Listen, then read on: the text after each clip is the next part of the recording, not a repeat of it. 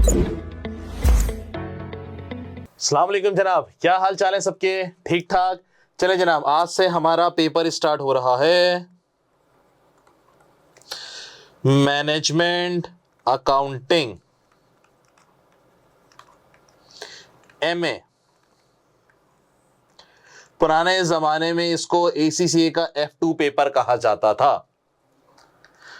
इसको FMA भी कहा जाता है, बोले तो फंडामेंटल ऑफ मैनेजमेंट अकाउंटिंग। जनाब, आज की हमारी ओरिएंटेशन सेशन है, इसके अंदर हम लोग डिस्कस करेंगे कि हमारे सिलेबस क्या क्या है, पेपर आता कैसे है, हमने पढ़ना कैसे है, और आज का हमारा एजेंडा कंप्लीट हो जाएगा तो फिर आप लोग जो है वो लेक्चर नंबर 1 पे मूव कर जाइएगा। तो जनाब, हम सबसे पहले बात करते हैं, ये जो हमारा MA का पेपर है, इसकी जो सीरीज चल रही है, जो पहले पेपर आप पढ़ते हुए आए हो, कौन कौन से पेपर जनाब? MA 1 आप लोगों ने पढ़ा,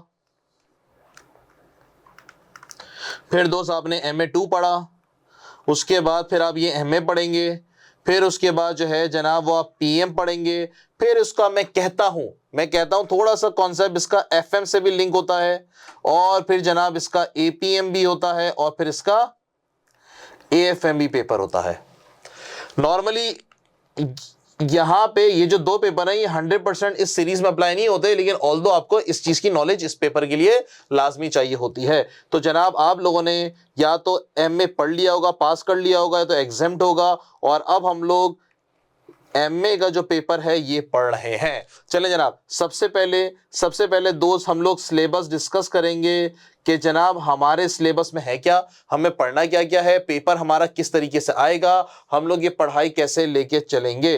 तो चले जनाब, मैं सिलेबस लिख रहा हूं, आप लोग साथ साथ कॉपी कर लें, क्योंकि मैं सिलेबस लिख रहा हूं, आप लोग इसको साथ साथ कॉपी करें और फिर हम इसको आगे बढ़ेंगे। मैंने जो आप लोगों को किताब दी है उसके अंदर ये सिलेबस भी लिखा हुआ है। तो चीज जनाब, पहला चैप्टर है मेरे पास थ्योरेटिकल है, कॉन्सेप्ट का है, मैनेजमेंट इंफॉर्मेशन। दूसरा चैप्टर है मेरे पास जनाब मटेरियल।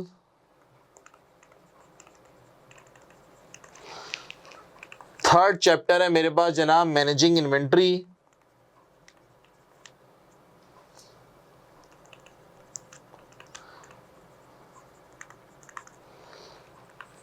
चौथा चैप्टर है मेरे पास दोस्त लेबर। पांचवा चैप्टर है मेरे पास दोस्त फैक्ट्री ओवरहेड। छठा है मेरे पास जनाब absorption and marginal costing. Absorption and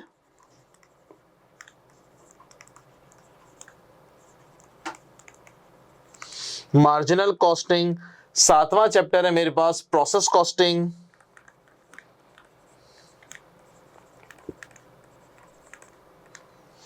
process costing है, जॉइंट प्रोडक्ट है,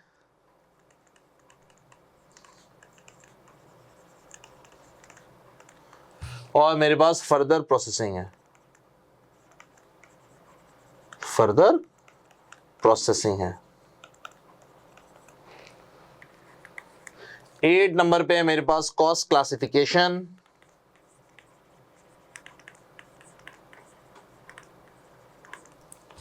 9 नंबर पे है मेरे पास जनाब job batch and service costing. ये आप लोग साथ साथ कॉपी कर रहे हैं, अगर पीछे हो जा रहे हैं तो इस वीडियो को पॉज करके आप लोग कॉपी करिएगा।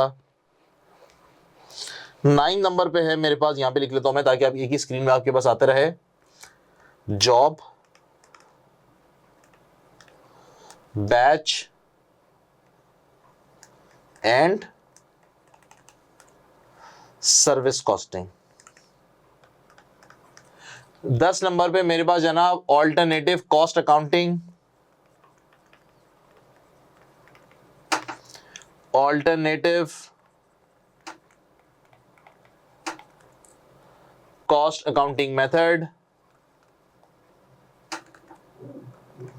11वें नंबर पे मेरे पास जनाब sampling technique and expected value. Sampling technique and expected value. 12वें नंबर पे मेरे पास जनाब forecasting cost and revenue. forecasting cost and revenue। 13 पे मेरे पास time series analysis, time series analysis. 14 पे मेरे पास इंडेक्स नंबर,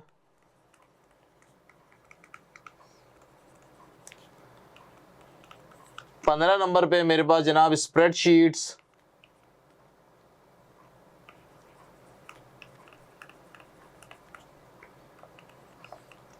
16 नंबर पे जनाब compounding and discounting,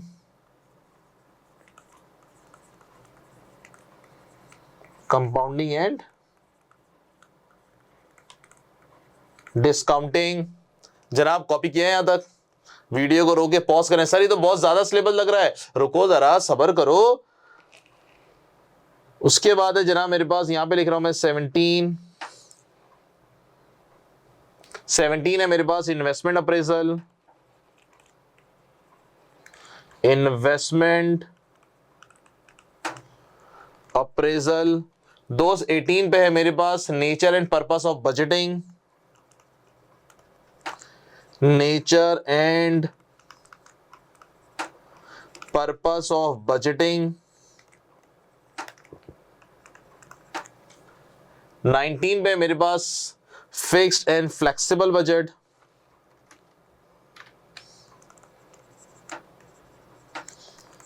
fix and flexible budget. Budgetary control and reporting पूरा नाम है इसका, budgetary control and reporting, budgetary control and reporting. फिर मेरे पास है जनाब behavioural aspects of budgeting, behavioural aspect of budgeting. फिर है मेरे पास presenting information,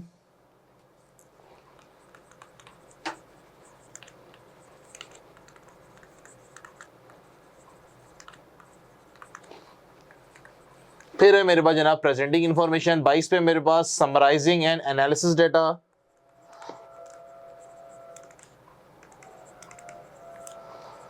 summarising and analysis data. 23 पे मेरे पास जनाब standard costing and variance analysis,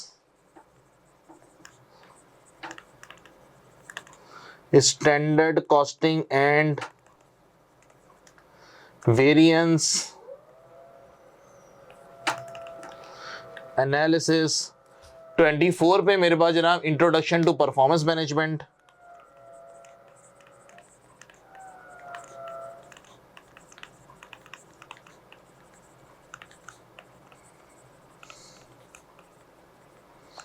introduction to performance management. और मेरे पास 25 नंबर पे जनाब एनालिसिस, एनालाइजिंग परफॉर्मेंस। सर क्या कर रहे हैं, भगाने की बातें कर रहे हैं अभी से? इतना ज्यादा सिलेबस आपने लिखवा दिया। अबे भाई अभी रुक जाओ, मैं शॉर्ट करता हूं, बताता हूं ये क्या सीन है। 26 के अंदर है मेरे पास मॉनिटरिंग, 26 पे मेरे पास जनाब मॉनिटरिंग,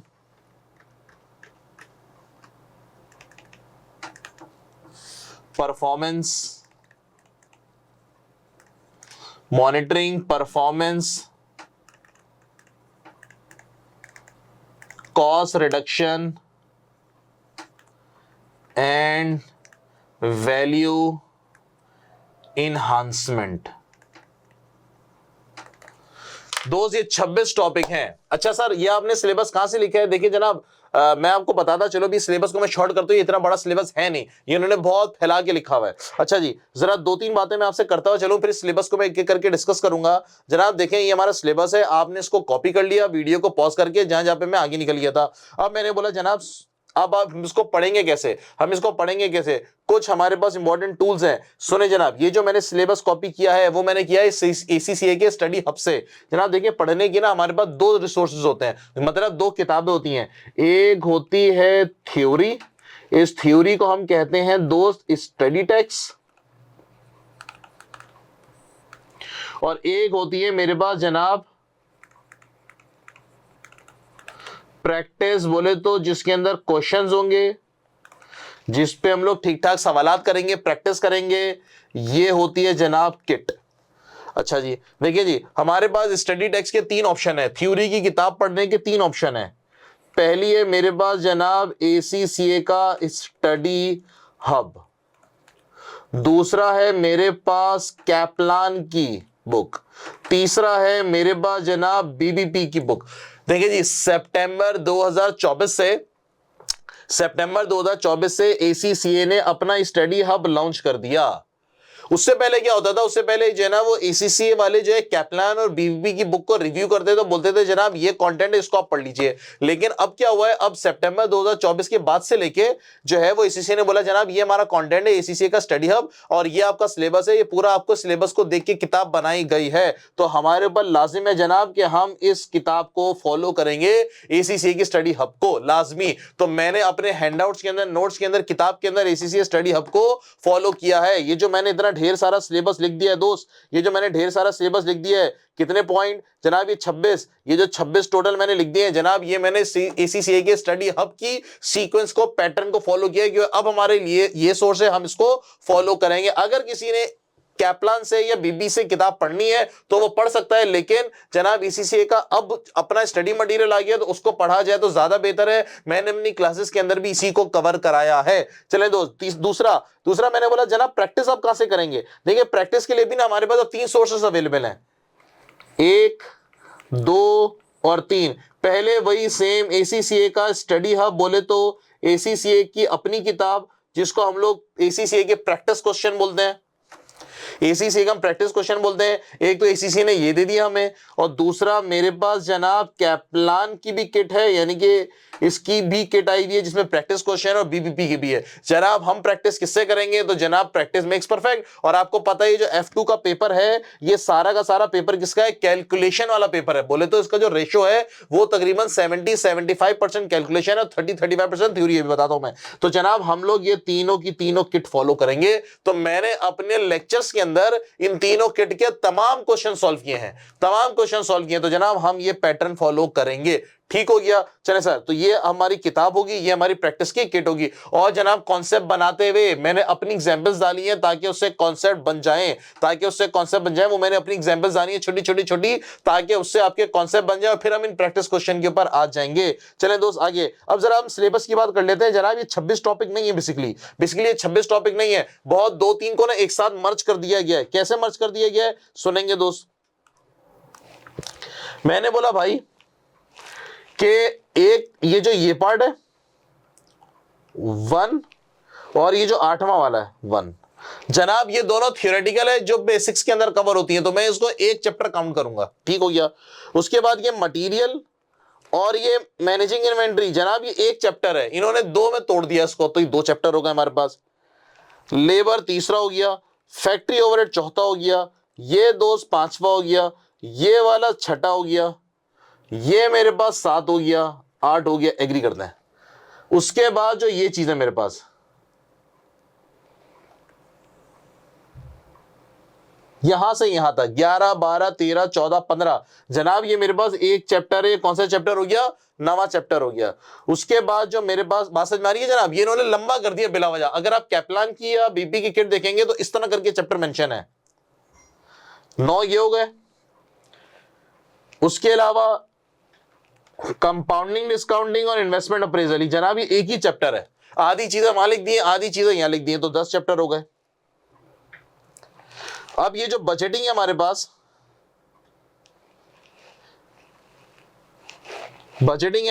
यहां से लेके 10 चैप्टर हो गए थे।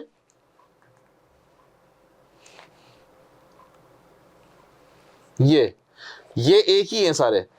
11वां ये हो गया। स्टैंडर्ड कॉस्टिंग 12 ये हो गए जनाब। उसके बाद ये दोनों और ये, तो 13। तो बेसिकली दोस्त ये हमारे पास 13 चैप्टर्स हैं, 26 नहीं है दोस्त, 13 चैप्टर हैं। ये बात समझ में आई जनाब? इन्होंने थोड़ा लंबा कर दिया, आधी बात इस चैप्टर में डाल दी, आधी बात इस चैप्टर में डाल दी, बेसिक उस चैप्टर में डाल दी, एडवांस इस चैप्टर में डाल दी, इसीलिए आपको 26 लग रहा है। सर ये 26 नहीं है, 13 चैप्टर है। अब है ना डुएबल भाई, अब कर लोगे ना सर? अब बिल्कुल कर लेंगे। डन हो गई बात? आइए दोस्त आगे बढ़ते हैं। फिर हमने बोला जनाब कि ये पेपर किस पैटर्न का आएगा, पेपर कैसा आएगा हमारे पास? हमने बोला जनाब हमारे पास जो पेपर है, पेपर पैटर्न की अगर हम बात करें, पेपर पैटर्न, तो जनाब आपके पेपर को 2 सेक्शंस में बांटा है एग्जामिनर ने। एक है मेरे पास जनाब सेक्शन ए और एक है दोस्त मेरे पास सेक्शन बी। सेक्शन ए के अंदर आपके पास जो है ना वो एमसीक्यूज है। कितने सर? जनाब 35 क्वेश्चंस आएंगे at the rate of 2 marks each. तो जनाब ये आपका टोटल 70 मार्क्स का बनेगा। जनाब मैंने बोला सर, मैंने बोला दोस्त कि क्या ये सिर्फ और सिर्फ एमसीक्यूज होते हैं? जनाब देखो इसके अंदर 2-3 चीजें आती हैं। क्या चीजें आएंगी सुने। एक तो इसके अंदर एमसीक्यूज होंगे। एमसीक्यूज का मतलब क्या हुआ जनाब? आपको सवाल दिया जाएगा 2-3 लाइनों का, 4 ऑप्शन होंगे, एक ऑप्शन उसका आंसर होगा। डन हो गई बात? दूसरा जनाब आपके पास जो है वो चेक बॉक्स होंगे। चेक बॉक्स से मुराद एमसीक्यूज एबीसीडी में तो ये होता है ना, या तो आंसर है, या तो आंसर बी, या तो आंसर सी, या तो आंसर डी। जनाब चेक बॉक्स भी होगा। चेक बॉक्स का मतलब कि अगर तो उसके 2 आंसर हैं तो आप 2 पे चेक लगाओगे, 3 आंसर है तो 3 पे चेक लगाएंगे। बात समझ में आई जनाब? Check box. तीसरा जनाब आपसे कैलकुलेशन करा रहा है, उसने सवाल दिया 2-3 लाइनों का और उसने बोला जनाब इसका आंसर आप कैलकुलेट करके वो आंसर टाइप कर दें। बोले तो फिल इन दी ब्लैंक्स। तो जनाब लेकिन नॉर्मली जो सवाल होते हैं यानी कि 35 क्वेश्चन आएंगे मेरे दोस्त, 35 जो क्वेश्चन आएंगे इसमें से मेजॉरिटी क्वेश्चन आपके एमसीक्यूज के होंगे, मतलब 20-25 सवाल आपके एमसीक्यूज के होंगे। फिट हो गए जनाब? तो जनाब 70 मार्क्स आपके ये कवर हुए। और सेक्शन बी के अंदर हमारे पास मल्टी टास्क क्वेश्चन होता है। इसको बोला जाता है मल्टी टास्क क्वेश्चन। जनाब कितने क्वेश्चन होंगे ये जनाब 3 क्वेश्चन होंगे at the rate of 10 marks each. At the rate of 10 marks each तो जनाब कितने मार्क्स के बने ये दोस्त 30 मार्क्स के बने। 3 सवालात आएंगे और जनाब 10 मार्क्स के। सर ये कैसे सवालात होंगे जनाब? ये इसके अंदर आपको थोड़ा बहुत जो है ना वो कैलकुलेशन वाला भी हो सकता है, आपके पास जो है ना वो थ्योरी भी हो सकती है, कुछ भी हो सकता है इसके अंदर। हाँ लेकिन मुझको ये पता है कि जनाब ये 3 सवाल कौन से चैप्टर से आएंगे। तो जनाब ये 3 सवाल जो मेरे पास आएंगे, ये जो 3 सवाल मेरे पास आएंगे जनाब, एक मेरे पास आएगा बजटिंग में से, एक दोस्त मेरे पास आएगा स्टैंडर्ड कॉस्टिंग एंड वेरिएंसेस में से, और एक मेरे पास आएगा परफॉर्मेंस मेजरमेंट में से। एक मेरे पास आएगा दोस्त परफॉर्मेंस मेजरमेंट में से। बात समझ में आई मैंने क्या कह दिया?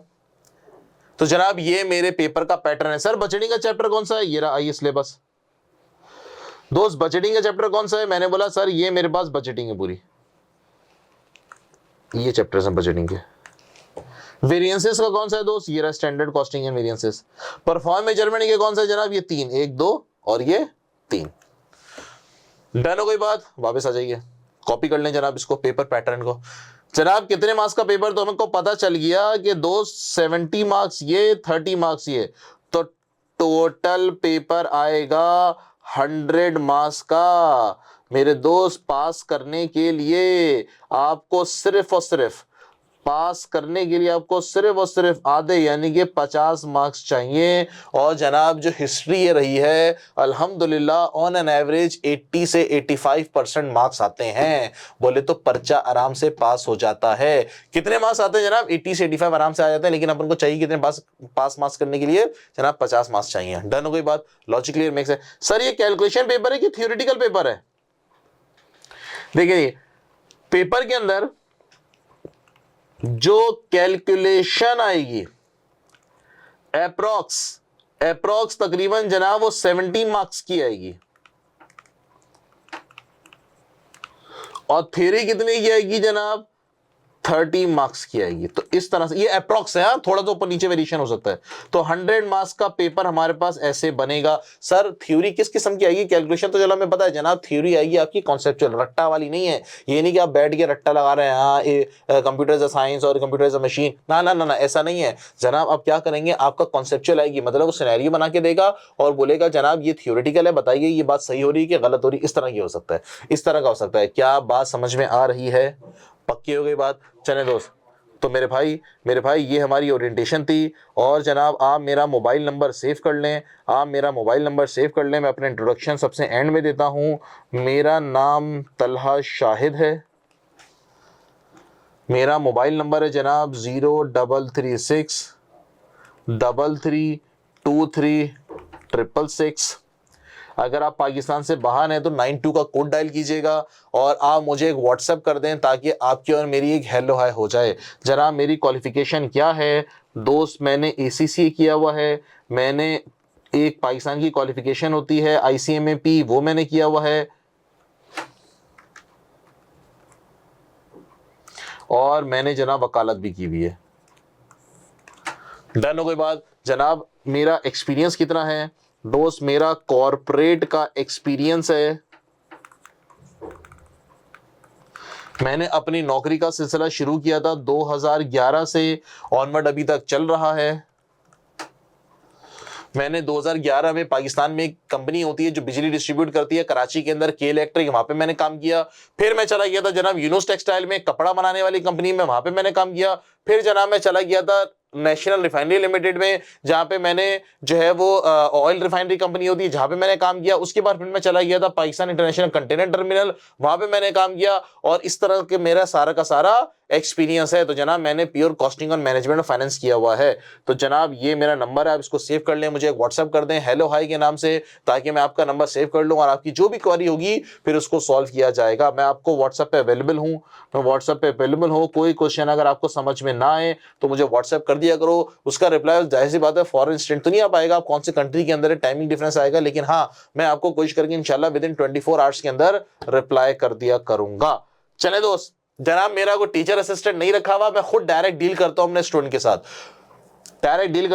साथ, जी जनाब ये बेसिकली हमारा पेपर पैटर्न है। और जनाब स्टडी अप्रोच क्या होगी मेरे भाइयों, हमारा पढ़ने का तरीका कैसे होता है। मैंने कोशिश की है कि जनाब अपने लेक्चर्स को 1 आवर पे लिमिट करूं, 1 घंटे से ज्यादा का लेक्चर नहीं है मेरा नॉर्मली। हाँ अगर कोई कॉन्सेप्ट चल रहा है, कोई सवाल चल रहा है तो नॉर्मली 1 घंटा 10 मिनट, 1 घंटा 15 मिनट का चला गया कुछ, लेकिन नॉर्मली मेरी कोशिश होती है मैं 1 घंटे पे आके लॉक कर दूं इसको, डन हो गया। जनाब पढ़ने का तरीका सुन लो मेरे भाइयों, प्रोफेशनल क्वालिफिकेशन में पढ़ने के लिए कुछ टिप्स एंड टेक्निक्स होती हैं। आपको पढ़ना है हमेशा लेक्चर आप लोगे फ्रेश माइंड के साथ। अगर तो आपका थका हुआ माइंड है तो मेरे भाई आप सो जाइए, सोकर उठें फिर पढ़ लें आप, पहली बात। दूसरा जनाब आप फ्रेश माइंड के साथ लेंगे, शोर शराबे में नहीं होने चाहिए, नो नॉइस। मतलब मोहल्ले में किसी की शादी चल रही है, गाने वाने बज रहे हैं, आप बैठ के मेरे लेक्चर ले रहे हैं, नहीं नहीं नहीं ऐसे नहीं चलेगा जनाब, तसल्ली के साथ। या घर में कोई बच्चे भाग रहे हैं, दौड़ रहे हैं, नहीं सर फिर आप लाइब्रेरी जा लीजिए, पढ़ लीजिए, नो नॉइस नहीं होना चाहिए, सुकून के साथ आप लेक्चर लेंगे। और जनाब लेक्चर को खुदारा नॉर्मल स्पीड में लें। आजकल एक अलग ट्रेंड चल पड़ा है, लेक्चर को 1.5 पे लेते हैं, 1.25 में लेते हैं। मूवीज देखते हो क्या इस पे 1.5 पे है, 2 पे देखते हो मूवीज? नहीं ना, वो तो तसल्ली से सुकून से देखते हैं ना यार। तो लेक्चर क्यों सर इसको नॉर्मल स्पीड पे लेंगे, क्योंकि लेक्चर आप अपने माइंड में सेव करेंगे सारी जिंदगी के लिए। क्योंकि मेरे दोस्त सुनो, आप लोगों ने मैथ्स के अंदर थ्योरम पढ़े थे, मैट्रिक के अंदर थ्योरम आप जिंदगी में कॉर्पोरेट में जाके अप्लाई करोगे? नहीं करोगे। आपने बायोलॉजी पढ़ी थी 9 के अंदर है, आपने जो है वो computer is a machine, keyboard, input और पता नहीं क्या क्या पढ़ा था, क्या प्रैक्टिकल लाइफ में जाके अप्लाई करोगे? नहीं करोगे। वो पढ़ लिया, पेपर पास कर लिया, कहानी खत्म। लेकिन यहाँ पे जो अब तुम पढ़ोगे इसको तुम आगे अपनी कॉर्पोरेट लाइफ में सारी जिंदगी अप्लाई करोगे, नौकरी इसी बेस पे करनी है दोस्त। तो ये कॉन्सेप्ट आपके माइंड में सारी जिंदगी सेव होना चाहिए, सारी जिंदगी सेव होना चाहिए। नॉर्मल स्पीड पे लोगे तो ऑटोमेटिकली जो है वो सारी जिंदगी सेव होगा। टेंशन नहीं लो भैया, मैं खुद 1.25 वाला बंदा हूं, मतलब मैं जो है वो स्लो स्लो नहीं बोलूंगा तो आपको बोरियत होने नहीं दूंगा। तीसरा जनाब, जो मैं क्वेश्चन दूं सॉल्व करने के लिए, होमवर्क कह लो या फिर सेल्फ डू क्वेश्चन, आप मेरे लेक्चर लोगे तो मैंने बार बार बोला हुआ है कि जनाब ये क्वेश्चन वीडियो को रोको, पॉज करो, खुद सॉल्व करो और फिर वीडियो को दोबारा से स्टार्ट करो, रिज्यूम करो। तो जनाब जब मैं बोल रहा हूं तो इसका मतलब आपके ऊपर लाजिम है कि आप क्वेश्चन को खुद से सॉल्व करोगे। मैं आपको 36,000 क्वेश्चन सॉल्व करवा दूंगा, पर्चा आपका फिर भी सॉल्व नहीं पास नहीं होगा। पर्चा आपका पास कब होगा, पेपर आपका कब पास होगा, जब आप क्वेश्चन को खुद से सॉल्व करोगे। तो जहां मैं होमवर्क दूं भैया वो होमवर्क ईमानदारी से करना है। दूसरा जनाब, जब मैं आपको बोलूं कि वीडियो को रोको, पॉज करो, क्वेश्चन को सॉल्व करो, तो मेरे दोस्त क्वेश्चन को आपने सॉल्व करना है, बराए चाहे गलत हो। और कैसे सॉल्व करना है, बच्चा होता है कैलकुलेटर पे करता है टक टक, ना ना ना ना, लिख के सॉल्व करना है मेरे दोस्त। पर्चा पास करना है, हमने जिंदगी करियर बनाना है अपना, है बात समझ में आ रही है सर। रजिस्टर में क्या होगा, ज्यादा रजिस्टर का कागज गंदा होगा ना बस, लेकिन उससे तुम सीख लोगे क्वेश्चन को, तुम्हें अटेम्प्ट करना, सॉल्व करना आ जाएगा। बात समझ में आ रही है मेरे भाई, मेरे दोस्त, मेरे बुजुर्ग? डन हो गई बात, डन हो गई जनाब। एक और चीज, एक लेक्चर से दूसरे लेक्चर में ज्यादा दिन का गैप नहीं आना चाहिए। नो गैप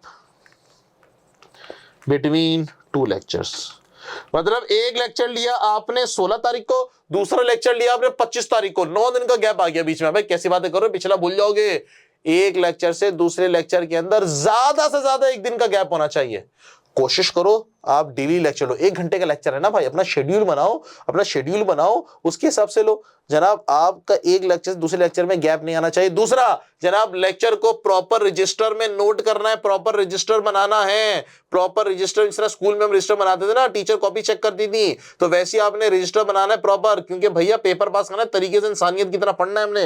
डन हो गई बात। अच्छा एक और चीज जनाब, अगर आज लेक्चर आपने लिया, शाम में उस लेक्चर को आप अपने रजिस्टर से रिवाइज करें, खुद से देखें, जो क्वेश्चन मैंने कराए उसको एक अलग रफ रजिस्टर में खुद से सॉल्व करें। यकीन करो इतना मजा आएगा ना पढ़ने में, आपकी सोच है। और अगला लेक्चर लें तो पिछले लेक्चर को अपने रजिस्टर में से पर्चे रिवाइज कर लें, पलट लें, हाँ सर ने ये कराया था, अच्छा यूं हुआ था। यकीन करो आपका पेपर इंशाल्लाह पास हो जाएगा, पेपर आपका पास हो जाएगा। डन हो गई बात जनाब। कौन सी किताब फॉलो की जाएगी मैंने आपको बता दिया, प्रैक्टिस की जाएगी। मैंने अपने लेक्चर के अंदर जनाब तमाम पूरी की पूरी किट सॉल्व करवा दी है, लेकिन वो मैंने हर क्वेश्चन पे सॉल्व करते हुए बोला है कि जनाब यहां से लेके यहां तक के क्वेश्चन आप खुद सॉल्व करें, फिर वीडियो को रिज्यूम करें, वीडियो को पॉज करके क्वेश्चन को खुद सॉल्व करें। ये आपने करना पड़ेगा मेरे दोस्तों, खुद से क्वेश्चन सॉल्व करने की आदत बनानी पड़ेगी। बात समझ में आ रही है?